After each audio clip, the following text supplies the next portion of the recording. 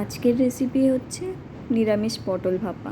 রেসিপিটা সবাই দেখো আমি কি করে করছি। দেখো বাদাম আমি নিয়ে হালকা ভেজে নেব, বাদামের খোসাগুলো ছাড়িয়ে নেবে পরে। তো দেখো পটল এরকম করে কেটে নিয়েছি ভাপার জন্য।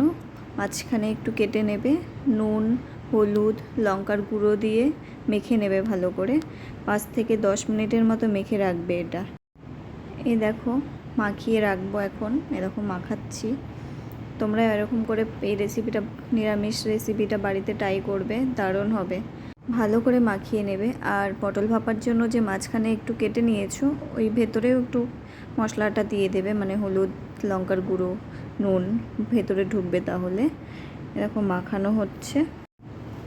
এই দেখো তোমরা যে যেমন খাবে সেরকমভাবে আন্দাজ মতো করে দেবে পটল। তো আমরা 2 জন মানুষ, তো 4টে পটল নিয়েছি। এ দেখো মিক্সচারে ওই বাদাম ছাড়িয়ে রেখেছিলাম, সেই বাদামটা দিচ্ছি। পরিমাণ মতো সর্ষে, পরিমাণ মতো নারকেল কুচি, পরিমাণ মতো পোস্ত, পরিমাণ মতো লঙ্কা নেবে, যে যেমন ঝাল খায় সেইভাবে আন্দাজ করে নেবে। তো এটা মিক্সচারে দেবো এখন।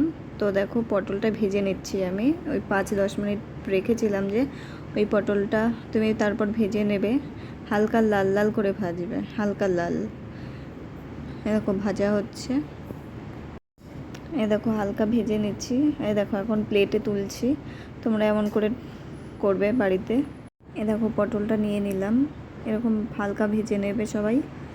তারপর দেখো যে মশলাটা আমরা বানিয়েছিলাম মিক্সচারে, সেই মশলাটা একটা টিফিন কাঠিতে নিয়ে নেবে। মশলাটা মানে একটু ধুয়ে জলটা একটু দিয়ে দেবে হালকা।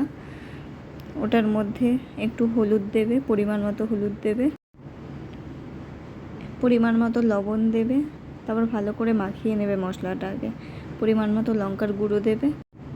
দেখো তারপর ভালো করে ওটা নাড়িয়ে নেবে, মশলাটা ভালো করে মিক্স করে নেবে।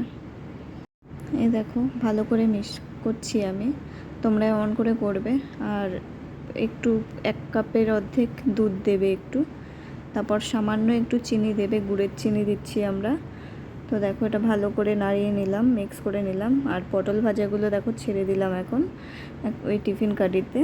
দেখো পটলটা দিয়ে একটু নাড়িয়ে নেবে মশলাটার জন্য।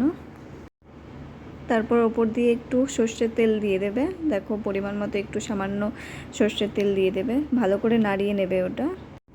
এ দেখো নাড়াচ্ছি আমি। তারপর একটা কড়াইয়ে একটু জল নিয়ে স্ট্যান্ড দিয়ে দেবে, ওটার মধ্যে জলটা ভালো করে ফুটিয়ে নেবে আগে। তারপর ওই টিফিন কাঠিটা দেখো আমি দিয়ে দিলাম, ঢাকনা আটকিয়ে দিলাম। এটা 20 মিনিট রাখবে, কম আছে একবারে দেবে। দেখো ঢাকনা সরিয়ে দিলাম এখন। দেখো আমাদের রেসিপিটা কীরকম হয়েছে। তোমরাও বাড়িতে এরকম করে ট্রাই করবে, পুরো নিরামিষ। যারা যারা নিরামিষ পছন্দ করো, তো এই রেসিপিটা এরকমভাবে দেখো। আমরা অনেক রেসিপি তোমাদের কাছে শেয়ার করব, দেখে নিও।